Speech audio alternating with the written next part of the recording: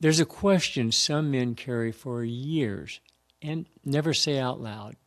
Not because they don't feel it, but because they don't know what to do with it. How do you heal from a man who was never really there? No fight to resolve, no words to comfort, no moment to point to, just absence. And somehow you were still expected to figure out what it meant to be a man.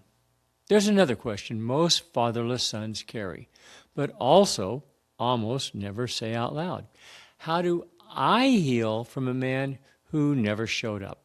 Not a man who abused you, not a man who betrayed you, but a man who was simply not there. No presence, no protection, no modeling, no words, just a blank space where a father was supposed to be. And somehow you were still expected to, in quotes, be a man. Growing up without a father doesn't just leave you alone, it leaves you unguided. And that's what makes this wound so hard to name. Because it wasn't loud trauma, it's quiet erosion. You spent years not understanding the question. Then you spend years asking questions no one ever answered. Am I doing this right? Am I enough? Who am I supposed to become? So you guess, you imitate, you perform, and underneath it all, there's a hunger, a longing for someone to look you in the eye and say, "You're doing good, son. I see you. I've got you." But that voice never came. Healing is not waiting for him to come back. Some fathers are gone forever. Some are alive, but emotionally unreachable. Some can't face their own shame. Waiting for closure from a man like that keeps you trapped in boyhood because the boy waits. The man grieves and grows anyway. Healing begins when you stop waiting and start choosing. Choosing to reclaim what was missing. Choosing to build what was never given. Choosing to become the man you needed.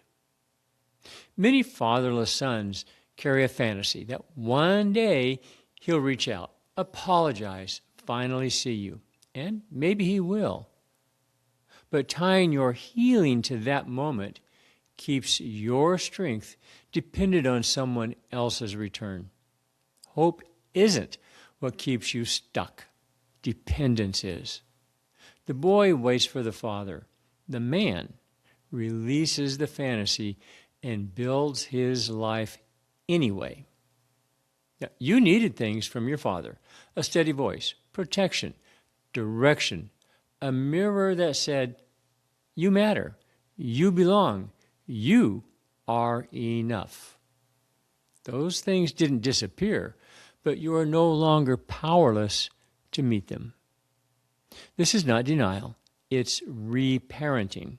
One of the most masculine acts a man can take is stepping in for the boy inside of him and saying, "I see you.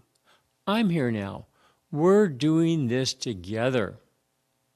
The wound didn't stay in childhood. It grew with you. You may feel it in relationships, craving validation, fear of rejection, difficulty trusting safety. You may feel it internally, harsh self-criticism, perfectionism, a constant need to prove your worth.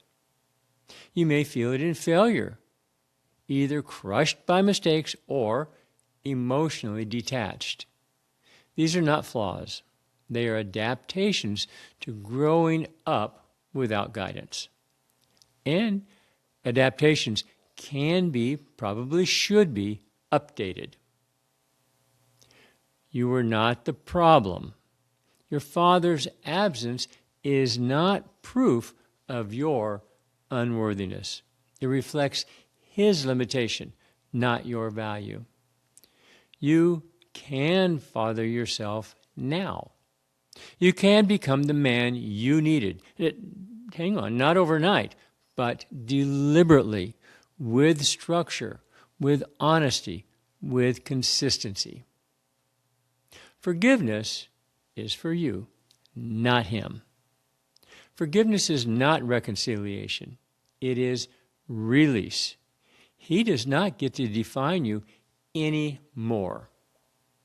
Healing looks like speaking the pain without shame, building structure where chaos lived, allowing grief instead of suppressing it, choosing strength that includes self-compassion. It looks like becoming the man you wish had been there, not to prove a point, but to build a life that feels solid. You may always carry the scar, but scars are not weakness. They are proof of survival.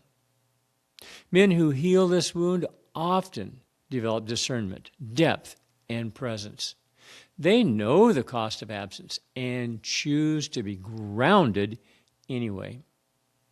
You didn't get the father you needed, and nothing can go back and change that. But something else is still true. You don't have to stay the man who was shaped by that absence. You can become the one who builds something different. Not perfectly, not all at once, but deliberately. If you've been waiting for the moment it finally makes sense, this might be it. You don't need permission to begin. You just need the willingness to keep going. And if you stay with this, you'll find you're not the only guy learning how to do it without a map. Still standing, a place for men like us.